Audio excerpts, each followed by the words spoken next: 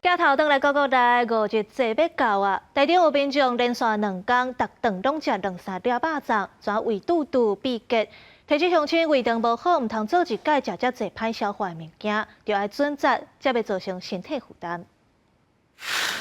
把粽口卷起来，2仁、3层，甲欠芳的配料放入去。各地肉粽今仔到5月节拢真有销，要毋过食肉粽也着细腻。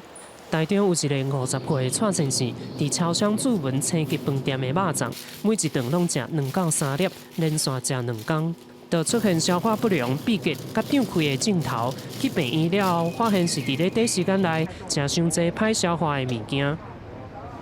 粽子大多以糯米制成哦，它本身性质比较粘质，那很容易导致我们消化道的不适。那此外呢，它的馅料也比较多油，那吃多了也容易造成我们肠胃的一个负担哦。经过医师检查，患者除了有高血压的病史，鼻甲胃就中医来看，也是虚弱的体质，再加上天气湿搁热，致使胃肠产生气体，甲运动伤慢。除了透过中医调理鼻甲胃的机能，食食习惯也真重要。医生表示，肉粽的食材大部分热量甲盐分拢真悬，若是胃肠有疾病，也是血糖、血压、血油较悬的时段，都袂当食伤济。